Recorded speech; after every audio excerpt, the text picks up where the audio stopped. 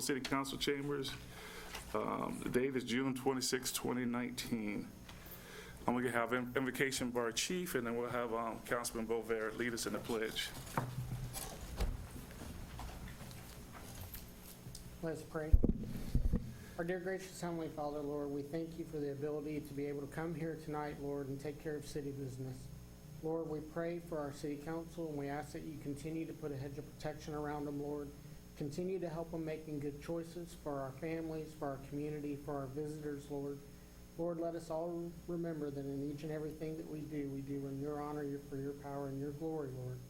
Thank you for our city employees. We ask that you continue to watch over them, lead, guide, and direct them, Lord, in each and everything that they do, and be with their families. Be with us, Lord, as we go through the week.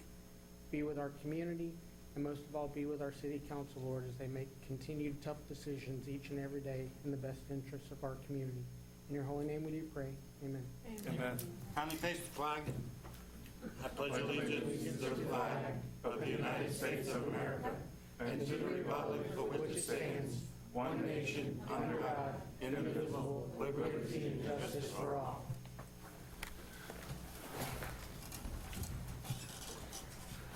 Madam Clerk, roll call, please. Mayor Williams. Here. Deputy Mayor Warner. Here. Councilmember Bovair. Here. Councilmember Goins. Here. Councilmember Koss. Here. City Attorney Garganese. City Manager Takanich. Here. And Assistant City Manager Fuhr. Here. Thank you. Thank you, ma'am. Next, we have our item number 2, which is our agenda for a regular meeting of the 26th, 2019. What is the wishes of the council? Motion approved. Second. We got a motion from Councilman Bovair, a second from Councilwoman Cost. All in favor signify by saying aye. Aye. Opposed? It passes unanimously. We have no minutes, no awards and presentations. We're going to move on to delegations. And first up, we have Ms. Sylvia Thomas. If you could state your name and address for us, please. Sure. Good evening. My name is Sylvia Thomas, 717 Aurora Street, Cocoa, Florida, 32922. Good evening, Mayor Williams and Council.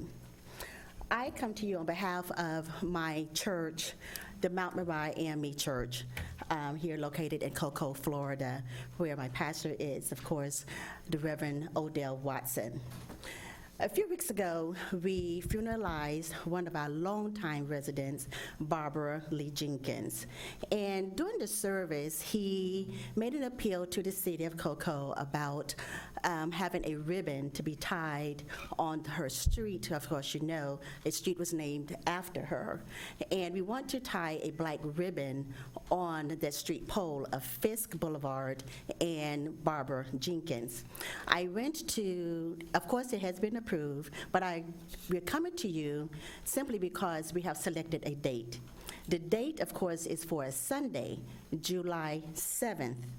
And it will be, we would like to have a ribbon tie ceremony immediately after worship service. Knowing that the city is not working, and in our understanding that the city would hang the bow itself. But if the city cannot, because we have selected a date, is it possible that we can go ahead and moving forward to do so ourselves with your approval to hang the ribbon itself in her memory for that 40-day. And I was told by Michael Giorgio, and I'm sure he's probably watching, so hello, Mr. Giorgio, that I would need to come and speak before the council on that. And that is why I'm here on behalf of my church because we would definitely like to have this approved and to move forward in memory of Mrs. Barbara Lee Jenkins, who has done so much for our community. Yes, ma'am, I don't have an issue with that, and At all. I'm in Staff doesn't support, either, Mayor. and I would actually be there as well, so I'm to the consensus of the council. Yeah. Yes, yes.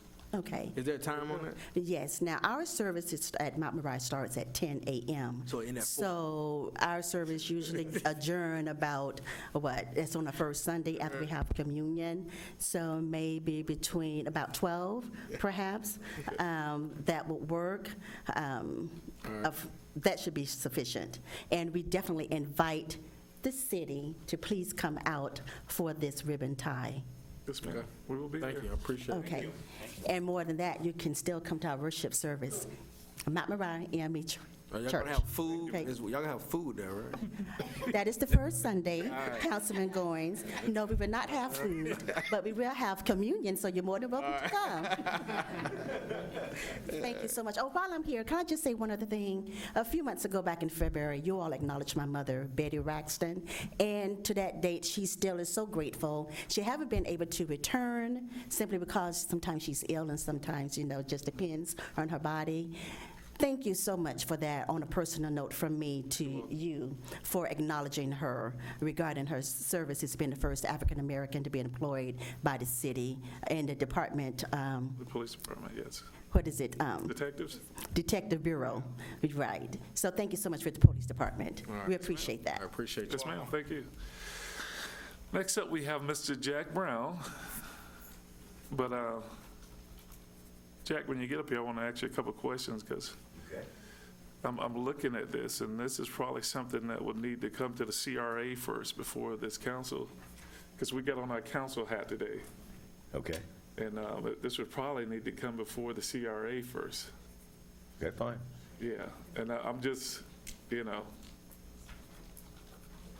unless there's something else you'd like to talk about. I mean, it's just, Well, first of all, I want to give you a new address. okay, How's that? okay. All right. Okay, it's 8700 Ridgewood Avenue, PHB 4, Cape Canaveral, 32920. And that's a residence for me here in the local area. So I plan on being here on a fairly permanent basis, wrapping up my business activities in the Midwest, and we'll be here for the most part on a regular basis. Okay, well, welcome to the So I board. wanted you to know that, and I wanted to thank everybody for helping me get to the position that we're at now with the hotel. Okay. And hopefully, with me being here on a regular basis, things will move more smoothly and quickly than previously. Appreciate it. There's been a lot of questions. Other than that, if you got any questions, I'll be glad to try to field them. No, now that you're here, I'm sure that any other additional questions that we'll know how to get a hold of you, or we'll get a hold of Well, you. I really appreciate everything that the administration and the city council has done on my behalf, and City manager, have your new phone number, or if you have a new one, or? I don't know. John, I don't know. You do. Phone number? It's the same. Yeah, it's a cell phone number, yeah. Okay, Yeah, thank same. you. Yeah. Thank you, sir. Okay, thank you. Thank you. If there's no more delegation, which I don't see any more cards, we're going to move on to a public hearing. No consent agenda. Oh, yeah, I'm sorry. Thank you, John. Don, I appreciate that. all right. Yeah, our consent agenda, sorry about that. Motion to approve the consent agenda. We got a motion from Deputy Mayor Warner, a second from Councilman Bover. All in favor signify by saying aye. Aye. Opposed? It passes unanimously. I'm not trying to get us out of here too early. I apologize. But anyway, we're moving on to public hearings now, so. Motion adjourned. Okay, approve the first reading of ordinance number 10-2019. Finance Director. Okay, let me read the ordinance then. Ordinance number Thank you, 10-2019, an ordinance of the City Council of the City of Cocoa, Florida, relating to the provision of stormwater services, facilities, and programs throughout the incorporated areas of Cocoa, Florida, authorizing the imposition and collection of stormwater assessments against property, providing certain definitions, including a definition for the term stormwater assessment, establishing a procedure for imposing stormwater assessments, providing that stormwater assessment constitutes a lien on assessed property upon adoption of assessment roll, providing that the lien for the stormwater assessment collected pursuant to sections 197.3632 and 197.3635 Florida statutes, upon perfection shall attach to the property on the prior January 1, the lien date for ad valorem taxes, providing that a perfected lien shall be equal in rank and dignity with liens of all state, county, district, or municipal taxes and assessments, and superior in dignity to all other prior liens, mortgages, titles, and claims, authorizing the imposition of interim assessments providing for hardship assistance, providing a procedure for collection of stormwater assessments, providing a mechanism for the imposition of assessments on government property, providing for severability, and providing an effective date. This is first reading of this ordinance. This ordinance is basically a procedural ordinance similar to the ordinance that the City Council adopted in 2006 to impose the fire special assessment. Under Florida law, there's a statutory procedure for levying special assessments. In addition, the Florida Supreme Court has recognized a municipality's home rule authority to adopt its own home rule special assessment procedure for levying special assessments. That's what this ordinance does. It's a procedural mechanism by which the City Council will establish a home rule special assessment procedure to impose stormwater special assessments in the future. This ordinance does not impose the special assessment, but again, just adopts a procedure to impose a special assessment.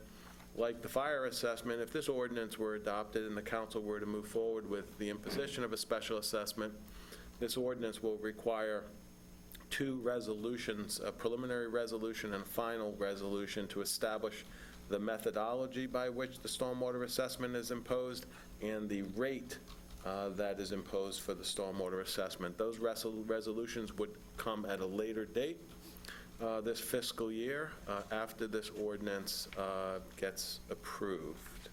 I'd be happy to answer any specific questions. And Rebecca, I don't know if you wanted to I add. don't think there's anything she needs to add. Okay, You did a great job. okay. Well, this is a, and because this is a public hearing, I want to close it at this time to the council and open up to the public for any public comment. So it's open to the public now if anyone would like to make any comments or reference to this item. Seeing none, I'm going to close it to the public, reopen it to the council. What is the wishes of the council?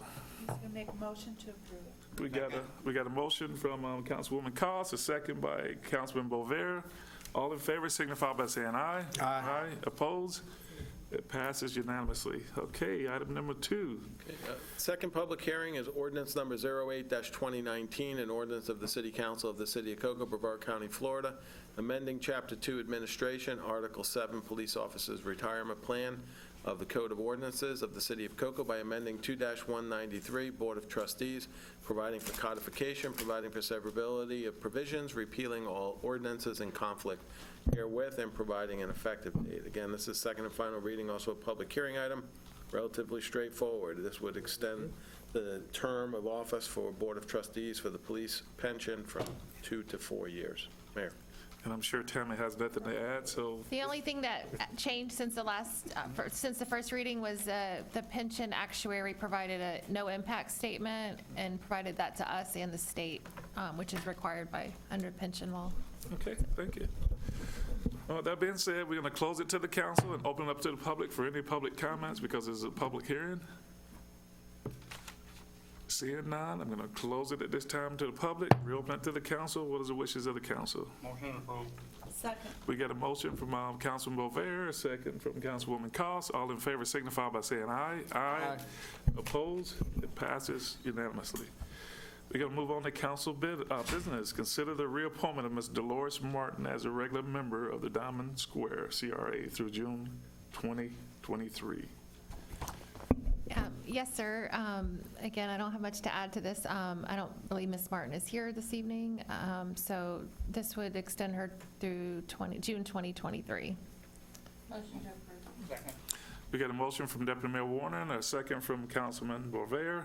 All in favor signify by saying aye. Aye. Opposed? It passes unanimously. We're moving on to item number 2. Consider reappointment of Ms. Laura Houston as a regular agency member of the US1 CRA through June 2023. Motion approved. We got a motion from Councilman Second. Mayor, second from Councilwoman Cost. All in favor signify by saying aye. Aye. Opposed? It passes unanimously. We're going to move on to item number 3. This one is going to be a doozy.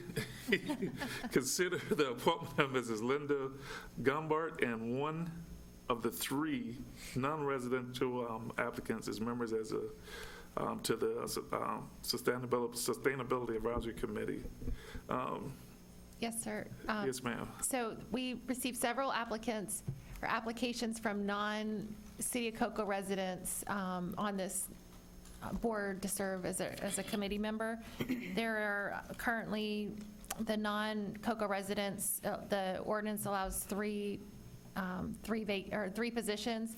Those other two positions are filled, so there's only one vacancy for a non-resident member. So, and we've provided you all of their applications in your packet. So would you like me to read each applicant's name? I'm not sure how you want to do that.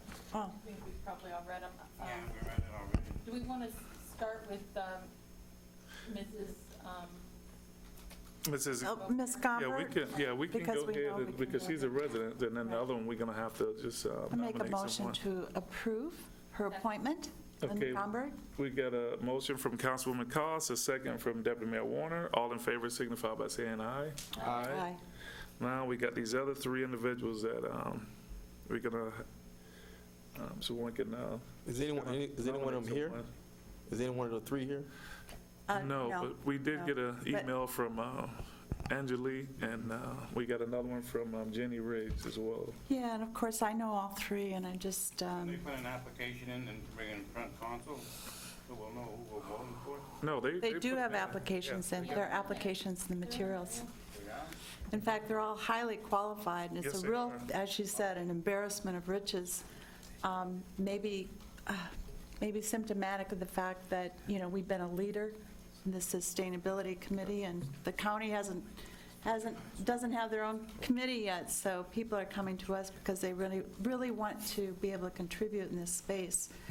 So we have Cynthia Castro, who has healthcare experience, a business leader, has a business in Cocoa, but lives in Rockledge. Myron is someone that approached me, he actually is on the research faculty at the Florida Solar Energy Center. So another talent there. He lives in Cocoa Beach. He's pursuing a master's degree in sustainability. And of course, Angelique Rinaldi, with her experience in politics and Affordable housing. affordable housing. So I did want to ask, because I would hate to see us not make use of this volunteer leadership. So are there other places, for example, the Affordable Housing Advisory Committee, what is the status of that? So once a year. I mean, and why is it once a year?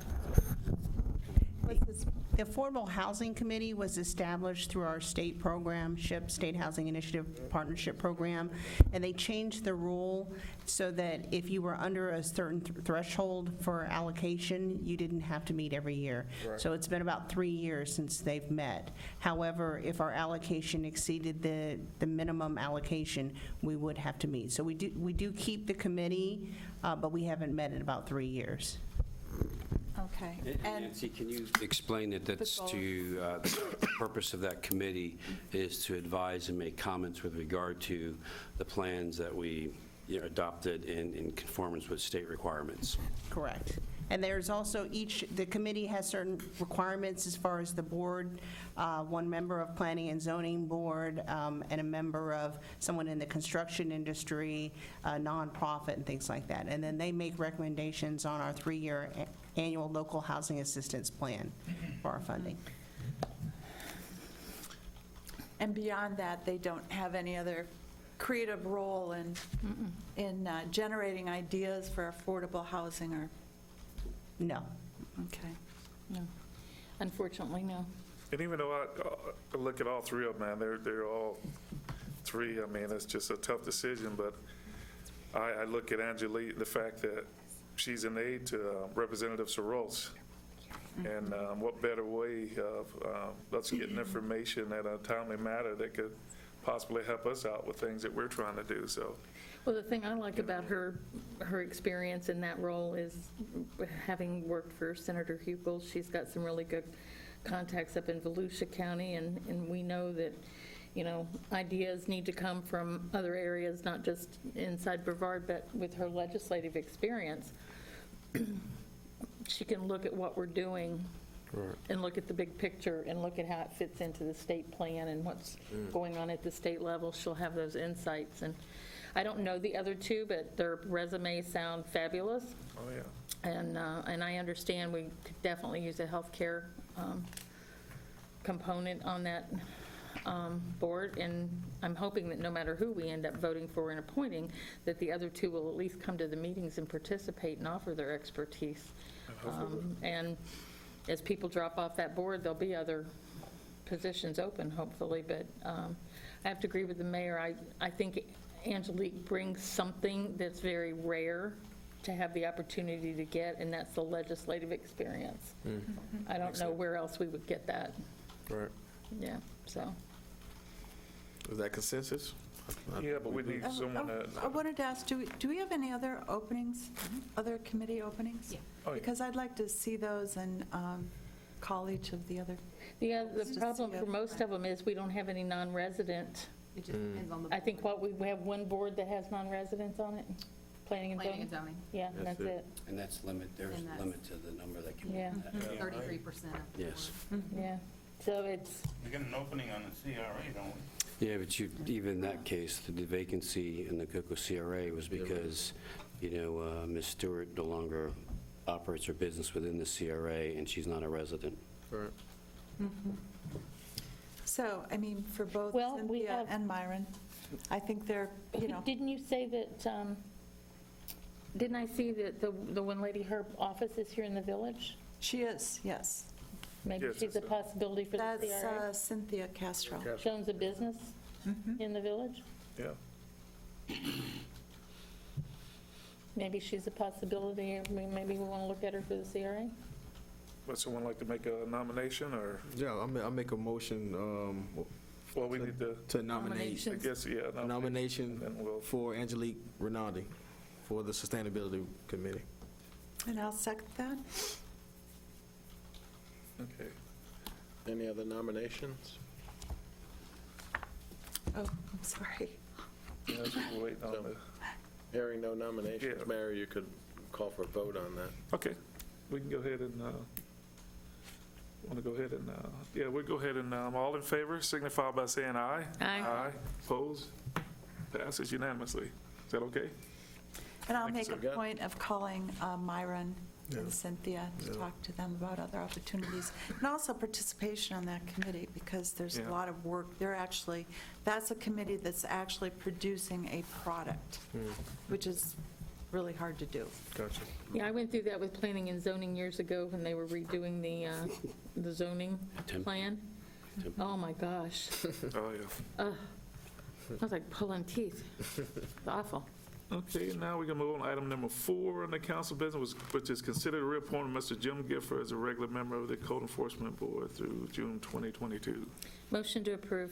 Second. We got a motion from Deputy Mayor Warner, a second from Councilman Bover. All in favor signify by saying aye. Aye. Aye, opposed?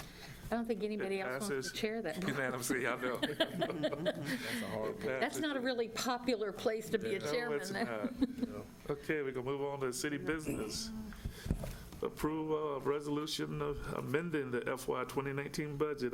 Community Service Director. Thank you. City manager wanted to take this one. Okay. Mr. Mayor, the agenda item is rather lengthy for a budget resolution. Yeah. Just, I know this project actually goes back 4 years, 3 years, but it started back probably about 4.5 years ago. But in May of 2016, the city approved a performance-based economic development incentive agreement with what was then known as Project Citizen Kane, as we know today as the Walmart Regional Distribution Center. There was that, as well as an ordinance granting an ad valorem tax abatement was approved. This specific item, this budget amendment, is related to the one part of the incentive. In lieu of doing a traditional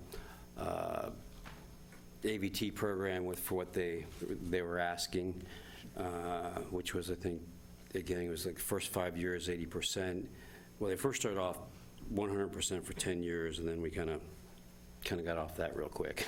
So, but we ultimately, their final ask was 80% for 5 years, and then graduated down to 70, 60, 50, 40 at year 9. And then we came up with an alternate method because clearly fiscal sustainability was one of our strategic goals, and giving up that amount of tax revenue plus with the expectation of providing services to the business in the area was kind of something that we thought was very important. So we devised what I have called a hybrid AVT cash incentive for this project, whereby we provided a 40% for 5 years tax abatement, and then they also, based on certain performance obligations in terms of actual development, performance, a $2 million cash incentive. It was supposed to come in there was 4 stages, performance benchmarks. Walmart elected to just finish the project and then submit documents. When we contacted them saying, you have this out here, it's on our books, we'd like to, we need to move on it. So essentially, they were required to build, at least make a capital investment of $96.2 million, $84.2 million related to the facility, and then $12 million in machinery and equipment. They actually exceeded that. Their project would, the total project was $123 million, not all taxable because off-site improvements, roadway improvements, and certain other things don't count towards the property value, and as well as the land does not count towards that. And they did do the $12 million of machinery and equipment. They're required to employ at least 239 employees. I want to say the average wage was $42,421, 239 employees by December 31st of 2020, so that's at the end of next year.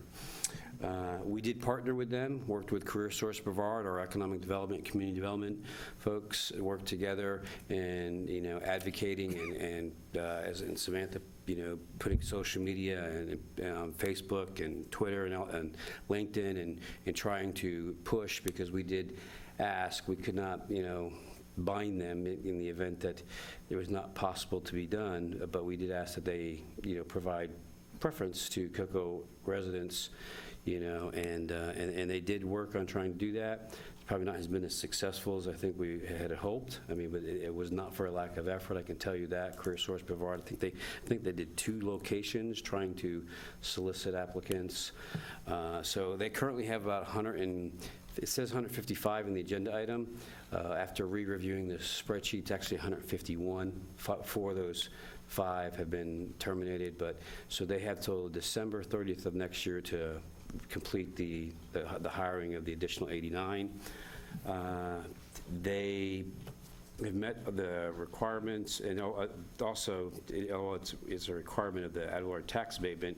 Just to let you know, the average salary is, and in the agenda item, you see I tried to provide you a lot of information and breaking down so you would understand in case any of the constituents asked you questions about, well, why did you do this and how much are they being paid? Actually, the actual salary is a little bit higher than what they projected. Out of the 155 employees, 119 were hourly, and the balance was the salary. Just in terms of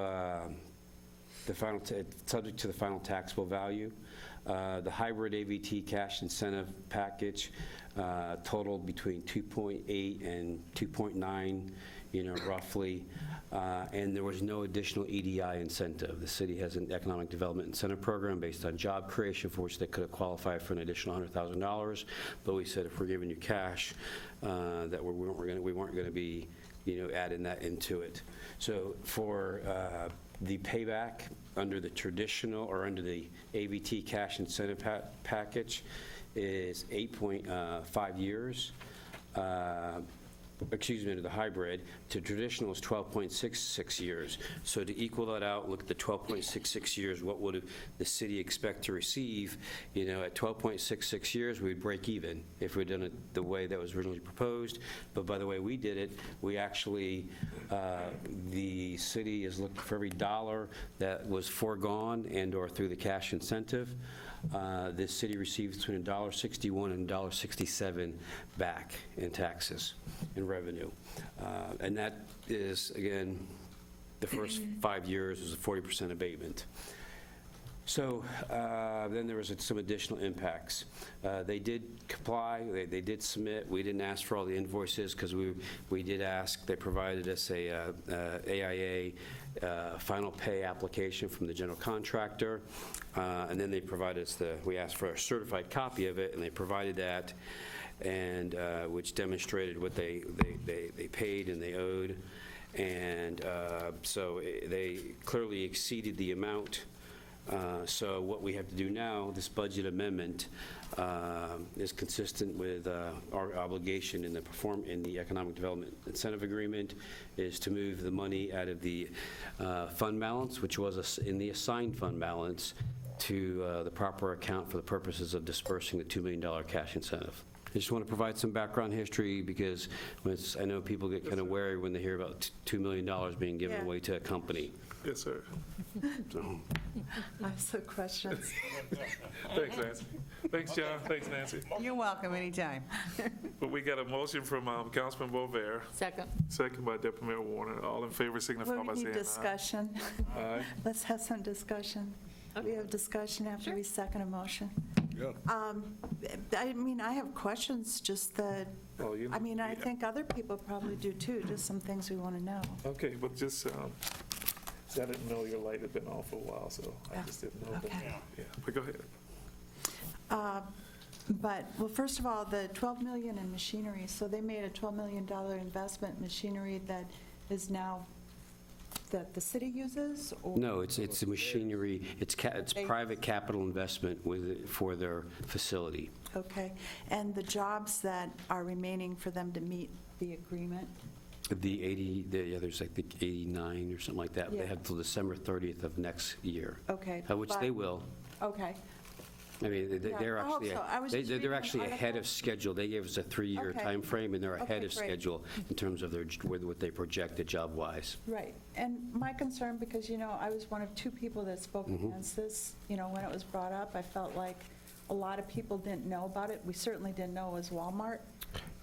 It's turned out pretty well in a lot of ways, but there was an article in Forbes in April about their plans for robotics and replacing particularly those warehouse jobs. Yeah. So, in the long term, will we still have, are we still looking at the same kind of results? These have been targeted for that. Actually, the total number, they're committed to 239. They will in all likelihood hire well more than that. They're the 239, because when they originally started this, it contemplated the fact that it was going to be a fairly sophisticated and automated refrigerated distribution center. So they kept the numbers where, if they were to come in, because they built it with the intent of trying to seek ways for efficiency and automation, but that still requires employees. I think the total, Nancy, wasn't it like the 430 mark? That's what was announced at the... 430 is what they're looking toward? Generally speaking, but they didn't want to commit to that because they knew in the future they might be moving more towards the automation. Yeah. And so do we know how many people from COCO are employed? 9. Okay. And they've had a difficult time filling. There's one test that they're having, some of the applicants are having difficulty passing. Yeah. And unfortunately, it's the drug test. And one of the things I want to mention is Samaya Singleton, our Economic Development Specialist, is coordinating a tour for council in August, and that will be one of the sites that we thought would be a good place for you to go. And you can see how automated they are, but they would need employees just based on the amount of produce that they ship out. that it? Oh, yeah, it's much higher. Yeah. Are you done? Yeah, the other thing, just, if they do automation, clearly that amount's going to go up. Hence the reason why we felt the hybrid model, and, I know there's some, What amount goes up? well, they'll have to make more private capital investment for automation. Okay.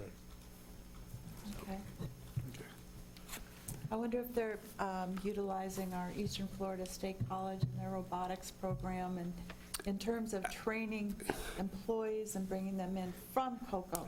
I know it's my recollection, I think Nancy, you can verify this, they actually brought in a workforce team who met with Career Source Brevard and other vendors or providers, because, I mean, they were literally saying, you don't need the skills, show up, pass the fill out your application, pass the drug test, and we will train you. I mean, it's like they had a training program within 2 years, you'd be making that $41,000. I mean, and I'll tell you, I do have a dispersion because I looked at it myself. The lowest salary is about $24,000, and up to, I think the highest was maybe in the 80s.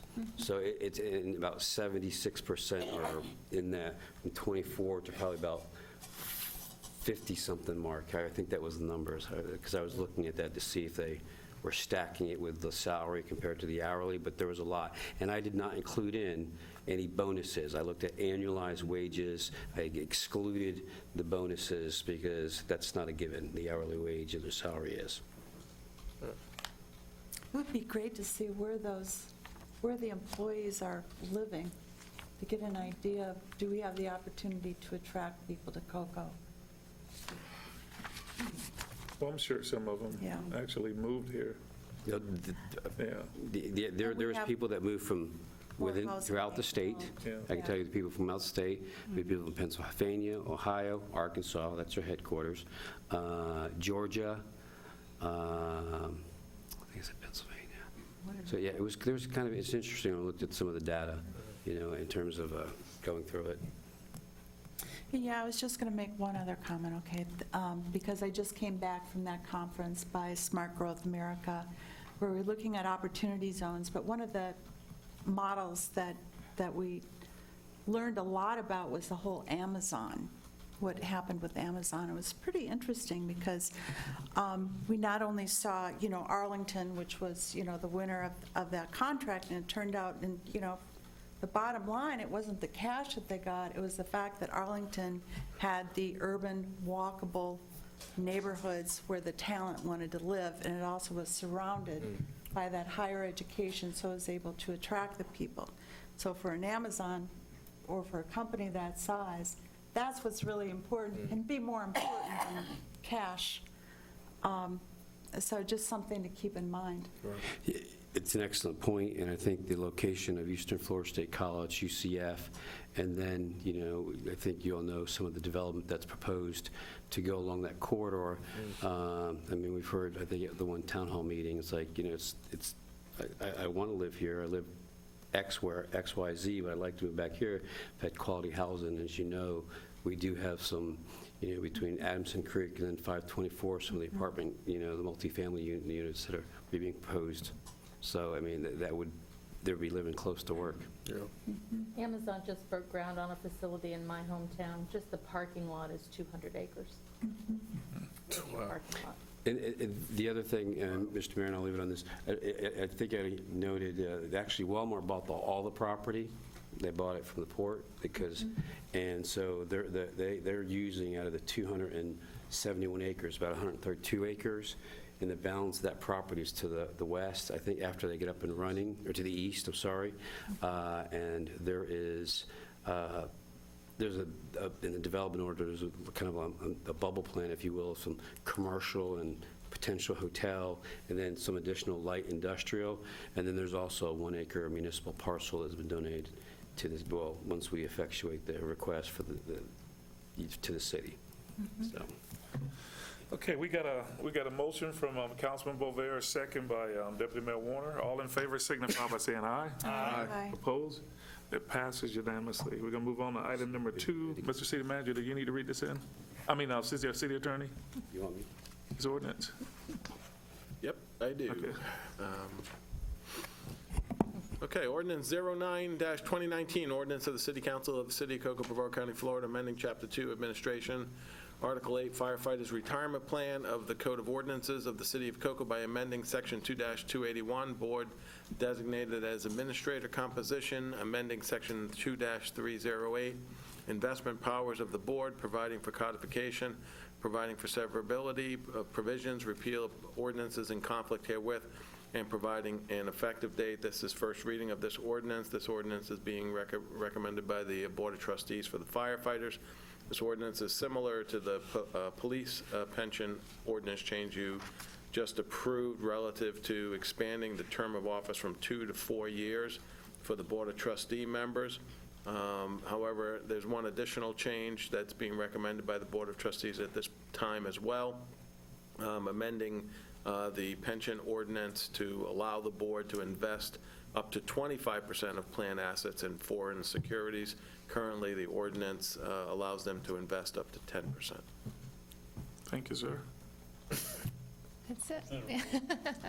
I just want to add these changes. The pension actuary also provided a no-impact letter to say there's no impact. That letter isn't on this agenda item, but it will be brought to the next item, so. Thank you, ma'am. We got a motion from Councilman Bover. Okay, I guess I'll second for discussion, Second for please. discussions. I just wanted to ask some questions. So our boards, do they work as the fiduciary here? Or that? Yeah, for the Chapter 175 and the 185 Police Fire Pension Boards, they have a fiduciary responsibility to manage the assets of the pension fund and to disperse payments consistent with the ordinance. And they do employ both of them. Actually, we also have a general employees one as well. It's almost closed out, but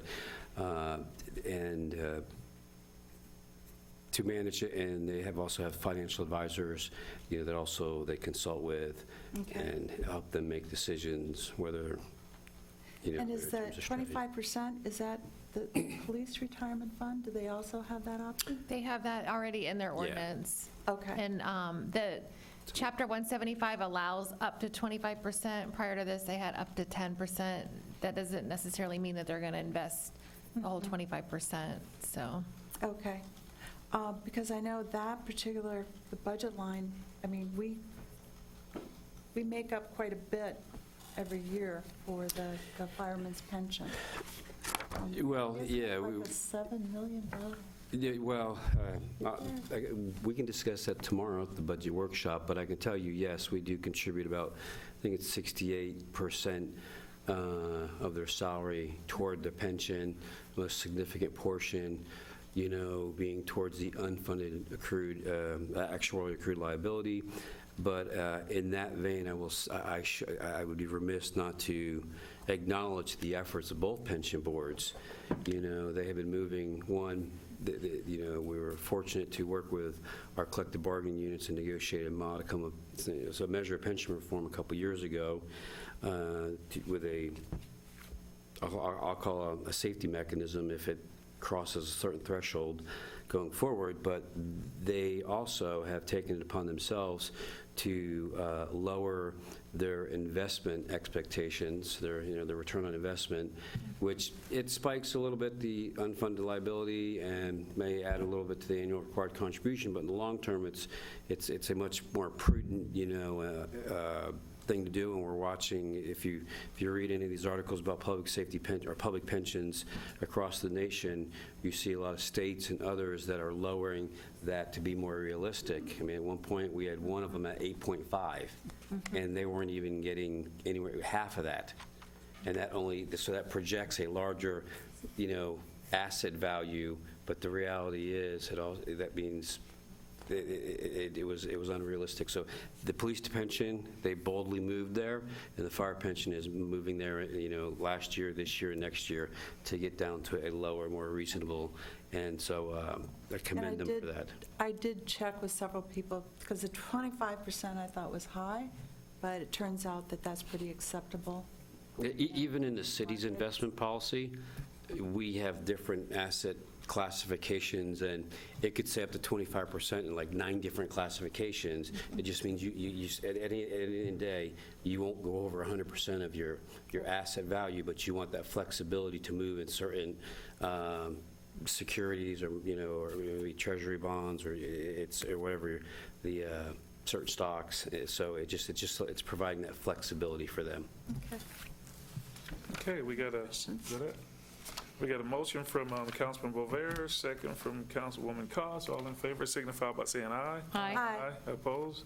It passes unanimously. We're going to move on to item number 3. Mr. Utilities Director, sir. Yes, sir. Thank you, Mayor. This is item number 3, to approve a resolution amending the 2019 budget through the use of the water sewer contingency to reallocate funds due to increased and unexpected expenditures. I've outlined in your a packet, if you've read it, last year when we made some changes in how we install meters, we started to install radio reads anytime we actually do a service call to any meter for any reason. So that was sort of an efficiency thing that we had looked at. So in other words, if we do out there for any call and it's not already a radio read, about 12 months ago, or 10 months ago now, almost 12 months, we decided that we would go ahead and spend the money to go ahead and change the register, swap out the meter, et cetera. We put some money in the budget, but honestly, we really didn't know what effect that would have. The meters are, and the new registers are about 4 to 5 times more than a standard meter. But then, of course, we save it on the back end of the customer service side. So this agenda item is simply to move some money over. And I also noted that there were 3 or 4 major breaks and other expenditures that have also contributed to burning through some of the operating revenue. It's a little bit unusual in terms of utility management that we would ask for money to go into operating, but in this case, because of the increase in expenditures that were basically unanticipated, and also the use of the dollars towards the meters, it necessitates that need. And I'm here to answer any detailed questions if you have anything further. Thank you, sir. Yes, ma'am. I have a comment and a question. First of all, I wanted to brag on the Cone Road and Merritt Island project, because I toured that, and they talked about how COCO had taken advantage of the fact that they were doing reconstruction there. So, I mean, that project probably cost us quite a bit less because Yes. you took advantage of that, right? We try to collaborate when possible for anybody who's doing work. So, yeah, doing that collaboration is really great. And the other thing with the meters, I mean, that's about $1 million, the whole meter program, right? But it has an ROI. I mean, it has a real return on investment. It does. We spent about $700,000 or $800,000 this year in meter replacements alone. I think we added about 4,500 to 5,000 meters this year. I'd have to check with finance customer service, but we do get quite a bit of bang for the buck. Oh, yeah. And we are looking, even in the future now, even going really to the next step, which is the completely automated system where you don't even need to drive by. That is on the horizon. But we're not quite there yet. But until we make that leap, we made the commitment to try to convert as many manual reads into at least the automated reads where they can, they have the handheld or on the truck mount where they can just drive by. It's much faster, quicker, more efficient. Motion to approve? We got a motion from Councilwoman Cost, Second. second from Deputy Mayor Warner. All in favor signify by saying aye. Aye. Opposed? It passes unanimously.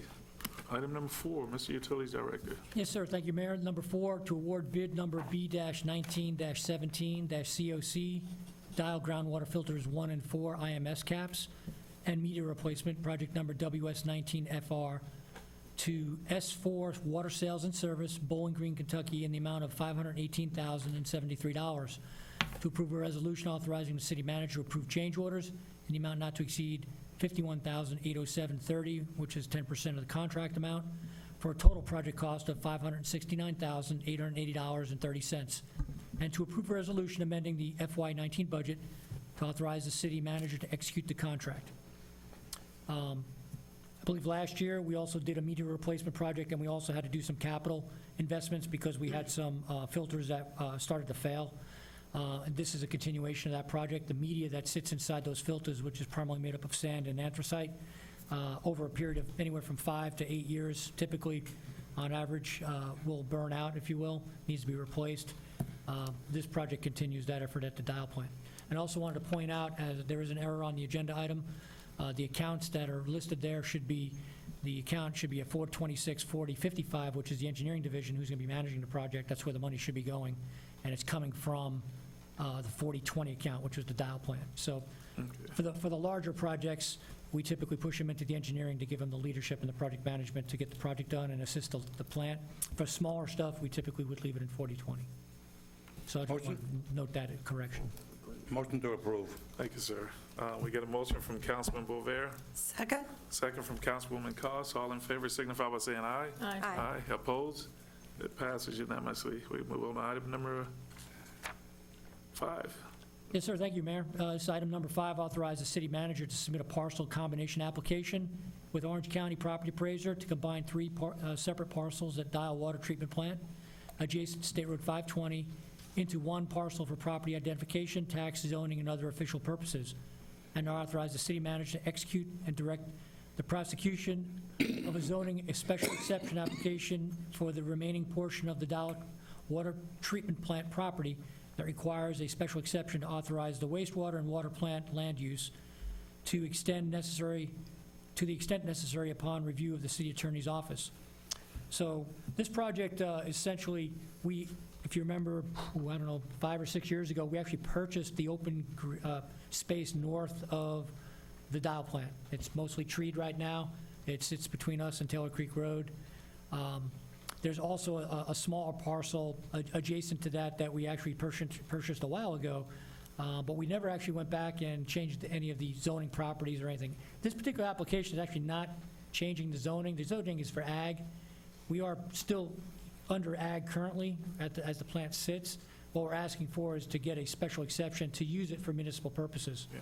So the existing Dial plant, where everything is today, that has a special exception use. The parcel to the north, and there's another piece next to it, we want to get that designation approved. But we also want to eliminate the lot lines, because as we go in and expand the Dial plant now and in the future, any lot lines that would be interior, we would have to abide by any setbacks for any of the code and ordinances that are currently in Orange County's code. And so no need to really comply with those interior setbacks if it's all owned by one person. No. So that's the purpose of this. There would be a fairly detailed application that would go, the application was attached to the agenda. There's going to be an exhibit that we would complete once we got in front of them, had a pre-app, but it would kind of describe the parcels and what we'd be doing in the future. I'm anticipating that since we already have the special exception use and that we're in a fairly rural area there with very little impact, that this should be a fairly easy process. Okay. I'm here to answer your questions. I'm sure the city attorney can answer your questions too if you have any. Thank you, sir. What's wishes of the council? Motion to approve. Second. We get a motion from Deputy Mayor Warner, a second from Councilman Bover. All in favor signify by saying aye. Aye. Opposed? It passes unanimously. Item number 6, Mr. Weegraff, sir. Yes, Mayor. Staff is requesting approval of a resolution to amend the 2019 budget to replenish the general fund reserves by reversing a stormwater fund transfer in the amount of $232,864, and then amending the FY 2019 budget for the use of general fund reserves in the amount of $100,000 to fund a public works project, PW 19MR, to restore medians on US 1 and State Road 520. In April, we came to council. Council approved moving forward with approximately $100,000. Staff came back with some costs, and now we need some money to fund it. The funds will come out of general fund reserves with a refund back from the stormwater loan that was not required. So if there's any questions, I'd be happy to answer them. Yes. From Councilman Goins. You go ahead. Okay. Oh, I was just going to ask about because I know the jasmine and the juniper are slow growing. So do we have plans for doing more than one mulching? Will that include Well, this that? mulching will last for approximately a year, so that's the budget for this year. Future years, we would have to budget the mulch. Okay, because I think that was a big part of the problem. That was a before. big part of the problem. The mulch doesn't last Yeah. 5 years. Yeah. Thank you. Councilman Goins. Who has this landscape contract on this particular project? Well, the work, we're using a county contract for mulch. We're purchasing plants. We got bids on plants. We're taking the low bid on plants. And then staff will be installing them on overtime. So there's really no landscape contractor. Okay, so we're doing it ourselves through Public Works? Yes. And is there any training? Yes, there will be Because training. when is the planning going to take place? Because probably the dead of summer is not the best Well, time. we have a couple months left in this budget year, so yes, we will turn the water up. Utilities has plenty of reclaimed water, and we'll be putting the water to them. And Okay. yes, actually, Will they get any training to do the actual planting? yes. Okay, good. Because I know that was really helpful when I went through those classes at IFAS. Right. Yeah. Okay, is that it? Yep. Okay. Those are motions of the, wishes of the council. Motion to approve. We got a motion from Councilwoman Cos, And I'm really happy about this. Second. Well, we're excited, too. It's going to be a lot of second work. from Councilman Goin. All in favor signify by saying aye. Aye. Opposed? It passes unanimously. Thank you. Moving on, thank you, sir. Moving on to item number 7, which is Chief of Police, Mr. Hankins. Sir? Item number 7, approval to purchase Axon body-worn cameras and additional digital storage using the awarded body-worn camera grant for $18,000 with an $18,000 match using project number PD18BC, and approval of a multi-year contract between the City of Cocoa and Axon Enterprises Incorporated for 4 years ending on September 30th, 2022. Thank you, sir. Motion to approve. Motion from Councilman Boisvert. Second. Second from Deputy Mayor Warner. All in favor signify by saying aye. Aye. Opposed? It passes unanimously. Okay, item number 8, Administrative Services. Yes, sir. This is requesting approval of a multi-year contract with Pitney Bowes for the renewal of the lease of the DM 475 mailing system through June 30th, 2024, utilizing the State of Florida Department of Management Services contract number 4102-100-17-1. Thank you, ma'am. It's fairly simple. Motion to approve. Motion from Deputy Mayor Warner. Second. Second from Councilman Boisvert. All in favor signify by saying aye. Aye. Opposed? It passes unanimously. Okay, we're going to move on. Is there any boards or committees reports? Yes, sir. State your name, address, and board or committee, or? Rep Dial, Board of Adjustment Chairman. Still looking for some members. From what I understand, if they have a signed lease business in the area, they can apply for the Board of Adjustments. Right now, I have Councilman Boisvert just submitted somebody. If you could submit somebody, that puts me up to 6, and need 1 more and 2 alternates. Yeah. Because people go on vacations, and when we get busy, we get busy. Yeah. Will you describe the Board of Adjustments? What they do? What Just in a basically- nutshell. The simple thing is, like, let's go to the Boys and Girls Club over there in Cocoa off of Dixon. For a building that size and the amount of people, they're supposed to have so many parking spots. The parking spots were reduced so they could put the playground. That's some of the stuff that we do. Also, sometimes variance on property, building construction coming on, instead of having the 7 feet, they get 5 feet. So it's basically the staff does all the work. We do proper protocols. We read what they say, then we discuss it at the meetings. We don't go to the property anymore and look like we used to back in the day, because that was said no more. Okay. It's overhang. Fences.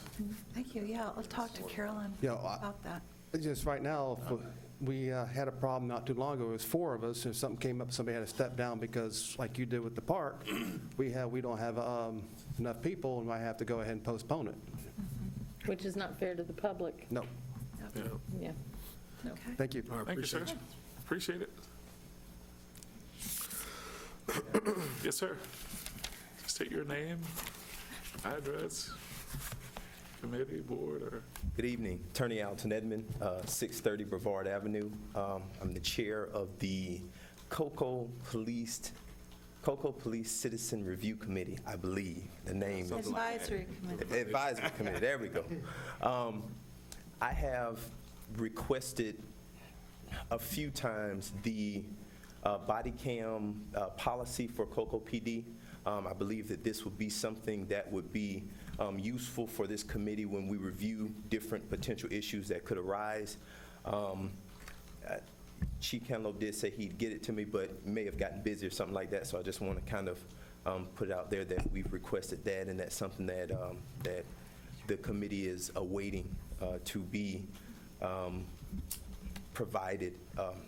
I thought about it when the item came before the council for the body cam contract or whatnot, and so I did want to go ahead and make that request a public one. Thank you, sir. Thank you. Thank you so much for the opportunity. Appreciate Thank it. you for being here. Hank, Yeah. when you leave, you'll make sure that it gets done. I took the note, we can get it to him Yeah. Okay, through our office. Chief's out of town, so. okay. I can, I took note. Chief's out of town. I'll Thank, give it to you. thank you so much. Thank you, sir. Appreciate it. He's the one that was in that capsule that went to the moon. Mr. Weegriff. Yes, sir, no report. Thank you, sir. No report, sir. Thank you, ma'am. Chief Hankins. Just that Chief Canlow informed me this morning that he's at the Florida Accreditation Commission's hearings, and we've had our conditions lifted, and we have received full reaccreditation. Thank you, sir. Chief. Just a couple of things for you. The first one being, I wish I could take credit for this, but I can't. Samantha has done a wonderful job. I want to remind everyone, tomorrow will be our Hurricane Expo. So for the first 100 citizens that come out, we'll have some great items for you to start preparing your hurricane preparedness kit. So this is a great opportunity for us to get engaged with our citizens, get them some good information, good materials, to help them get started and getting their hurricane supplies together. So we're excited about it. And again, Samantha has done a tremendous job on getting vendors to donate things for the kits that will be useful for our residents. So it's an exciting time. 4 to 7, right, Sam? 4-6. 4-6. Sam will be here till 7 if you want. She'll be here Just kidding. longer than that. And then the last thing, I had the opportunity today to attend the Florida Natural Gas Association meeting and speak on behalf of the Regional Planning Council and our city and the things that are going on with Florida Natural Gas. One of them being the port, which will be a big thing. But the other thing is the natural gas line that goes right through the center of the city of Cocoa. So they were very excited about what we're doing as a region, but also what we're doing as a city to continue to promote the use of liquefied natural gas within our businesses and our residents. So big things going on. They're very engaged in looking out for our community, but most of all, the safe transportation of high-pressure gas through the center of our city. So that's all I have. Thank you, sir. Ms. Singer, anything? No, he already gave my information. Okay. Report, sir. Okay. The other half of the bucket? Jack? I'm good, sir, thank you. Okay. Tammy? Oh, I just wanted to invite y'all all to our barbecue on Friday. We're having a United Way luncheon at Fire Station 1. And tickets are $10 at the door, or $8 if you buy, tomorrow's the last day to buy it in advance. And our city manager is going to be wearing his tutu, is it? What? It's pink tutu. Which is really like it's for a bet he lost, basically. So he's going to be dressed in a tutu, so you really don't want to miss it. So you want to come to Fire Station 1. Yeah, actually, Right. it's a good point, you know. Right. There's a challenge each year, and the Cocoa Police Chief did not win he lost the challenge. So I'll publicly call him out that he owes for another event to step up. Wear the tutu. Okay. And yes, we can get one in light blue.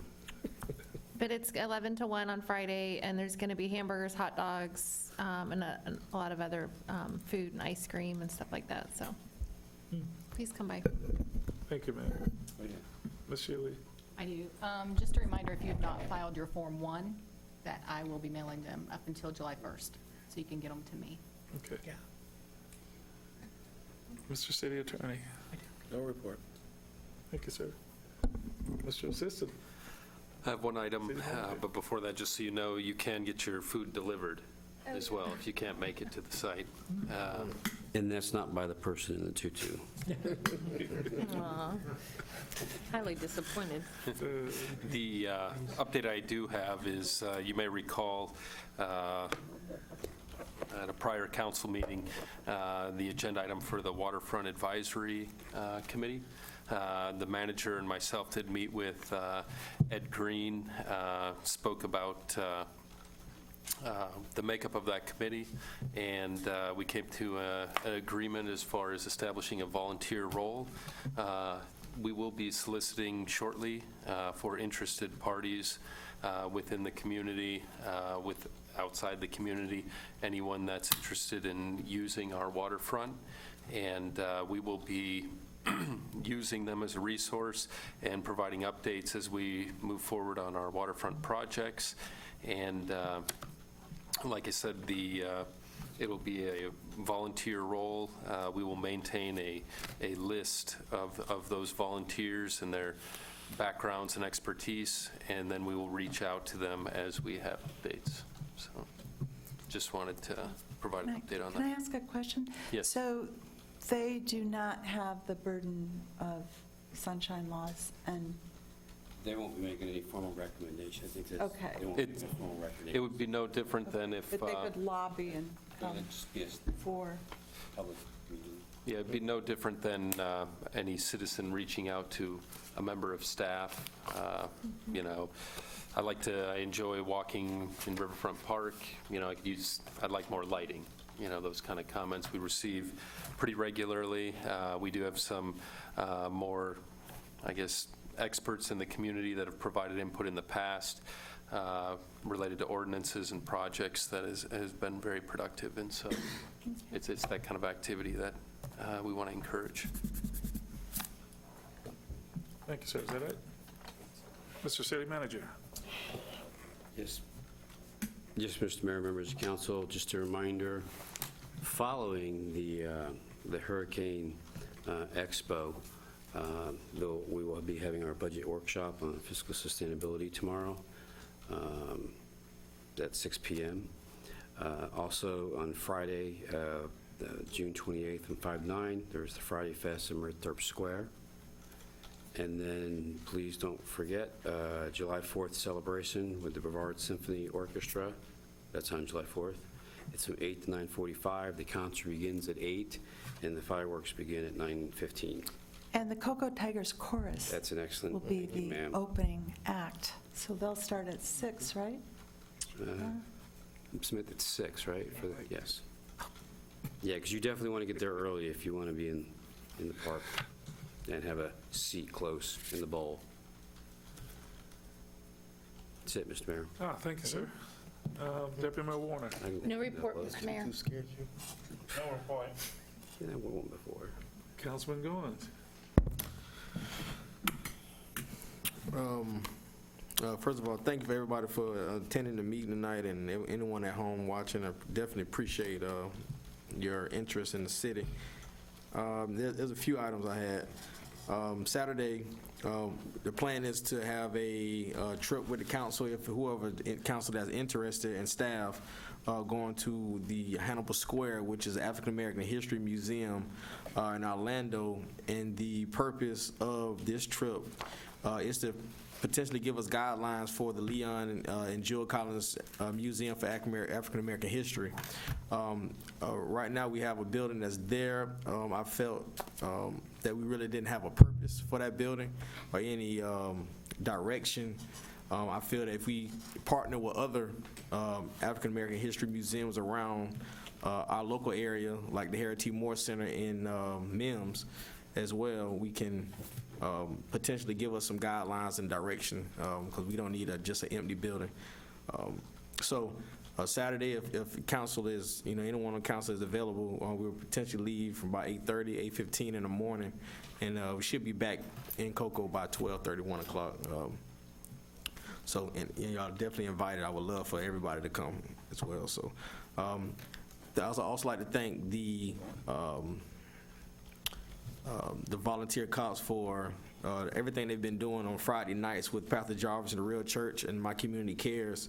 Last week, I think they had over 500 kids Friday nights, and they're looking for another 600-700 this week. So some beautiful things going on in Diamond Square to get the kids off the streets on Friday night. Because we know if, idle mind is a devil's playground. So if they don't have anything to do, you know what they're going to be doing. So I'd definitely like to shout out Pastor Jarvis and the Real Church and My Community Cares and all the partners that have been linking up together, bringing our kids together to play basketball. I mean, they do bounce houses. I think I'm going to beat my boy in basketball Friday. I'm going to beat him this time. So, yeah. I'm going to beat you this time, I'm telling you. So thank you again, Mr. Dial, and all your guys for going out and assisting them in that. 500, 600 kids is a lot. So we need all the help we can.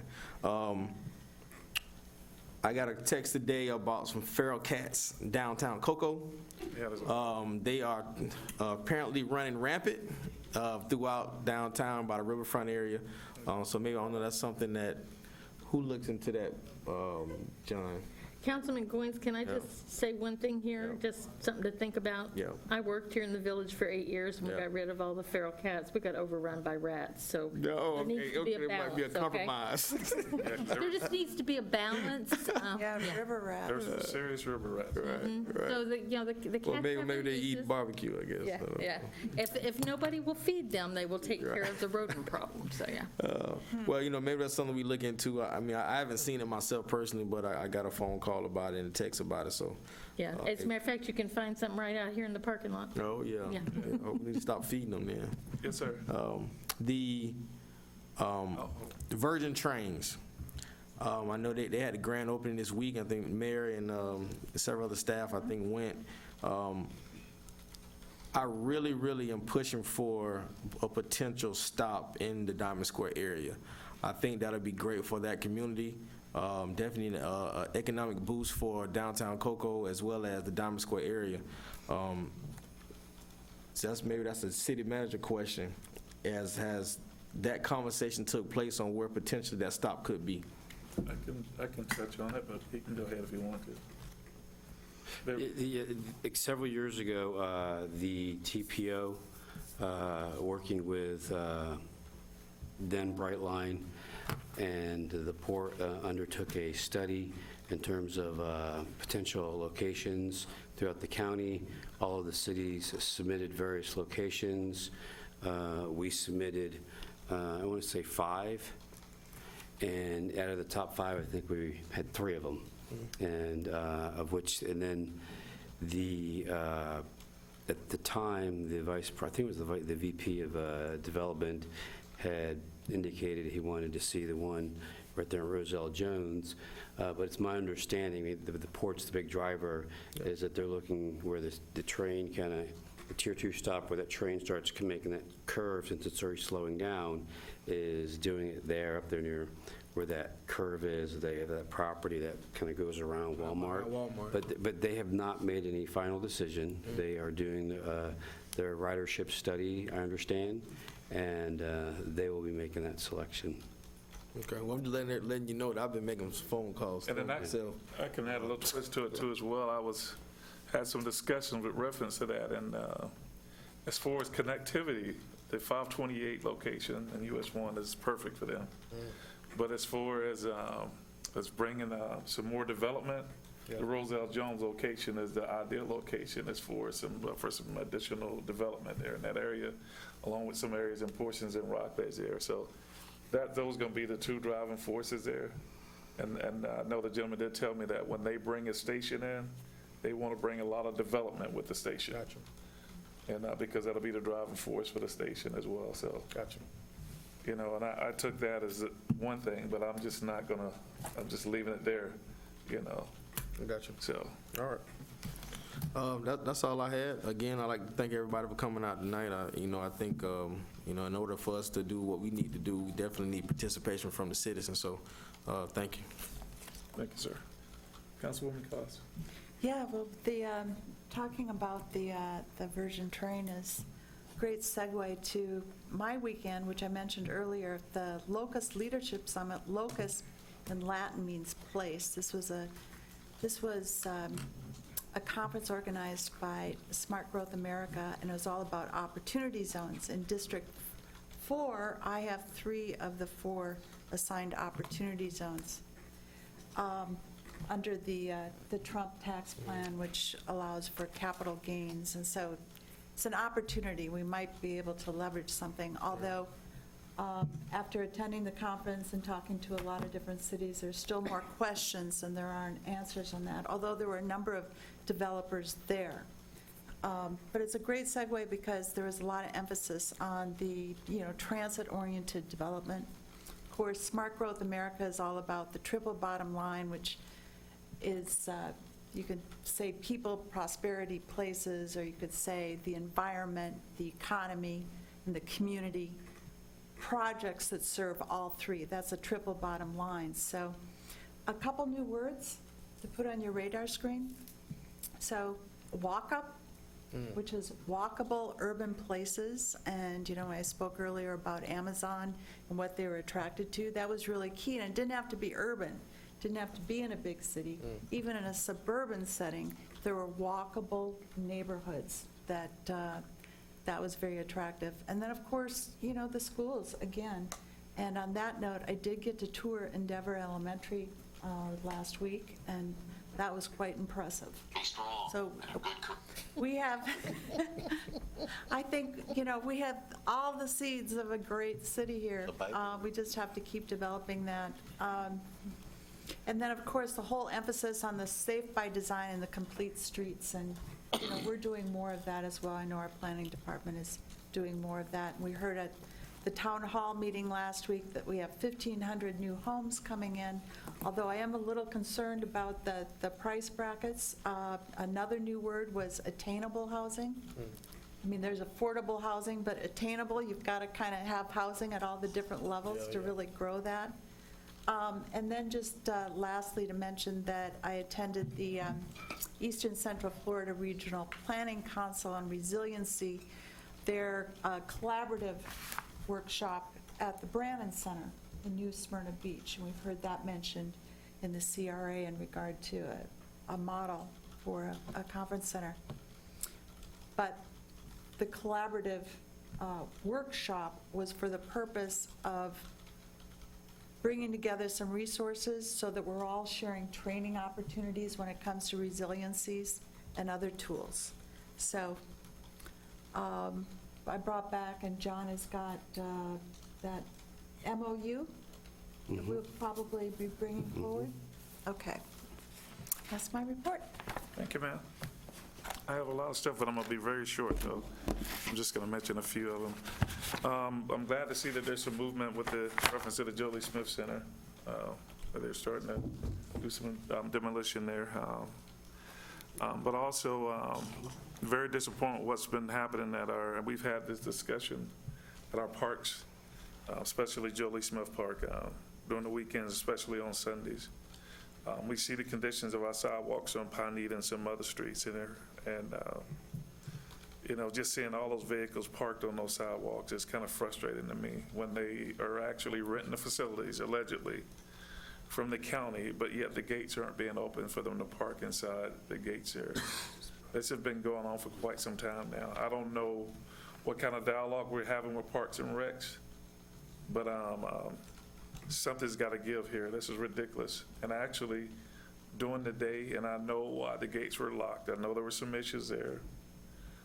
But with an increase in police presence there, a lot of that activity that happened there will change. And you can see that some of it has changed because there's not that many folks there anymore at the parks. But, during the day, those gates got to be open so people can go in there and park and then not have to go around on the east side there.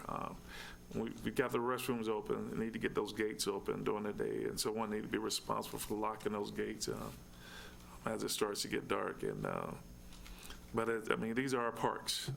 We're paying the county basically to maintain our parks, but yet we're having to jump through hoops to use our parks and park on sidewalks or whatever. It's ridiculous, absolutely ridiculous. over at Firma Prospect. I know the gates are open there, and I mean, there's a couple of cars that pull in there, no big deal, but we need the same thing to happen at Provost Park as well. I mean, it's a beautiful park. It has its issues. There's some stuff that needs to be done there to bring that park up to where I think it should be and where we think it should be. But we need to address those issues and those concerns, so we need to be sitting at the table with the county when it comes to facilities in our city that they maintain, that we pay them to maintain. Another thing is there's a lot happening at Eastern Florida campus here in Cocoa that I don't know where the breakdown was in communication. There's a possibility we're going to lose our YMCA, which is an asset to our community. I don't think there's been any dialogue with them with reference to what's going on over there. From my understanding, it's turning more into a technical type school, that particular campus, which I don't have an issue with. But we need to start communicating with these folks as a council and as a city to find out what's happening, because we're losing a lot here in our community while we're sitting here dealing with some of the silliness that's going on. And we need to focus on some of these issues and some of these concerns that are happening in our city here. And I got a meeting set up with the financial executive director for the YMCA. Then I'm also going to be setting a meeting up with the Eastern Florida And I met president. with them a couple months ago, Have you? too. Yes, Yeah, I'm gonna all be- those issues. So we gotta work hard at keeping some of these assets in our city, and that's what make this city unique and different. But it's just disappointing that we're just not engaging ourselves with some of these organizations within our city that have been there and have really done a lot for our community. And but we need to get more involved and more engaging with them. I met with FPNL BART today, and we discussed hurricanes, procedures, and so forth. So it was a lot of stuff I knew already, and I know a lot of you all know this stuff already. But just want to say, when you see the trucks passing by and you don't have power, it's not because they're leaving you because of where you live. There's some other issues and other things that has to happen before power comes back on. And there are some priorities with reference to who they address first, and like hospitals, fire departments, police departments, and so forth and so on. So there is a protocol. So, but with that being said, we need to do the jobs that we were elected to do. We need to get more engaged with what's happening in our community, because there's a lot of stuff going on that I was totally unaware of, and I caught it on social media, and I made some phone calls. And then, and it was shocking to me, some of the stuff that's happening. But we need to start getting engaged with what's happening in our college, at our Y, and our parks, with Brevard County Parks and Recs.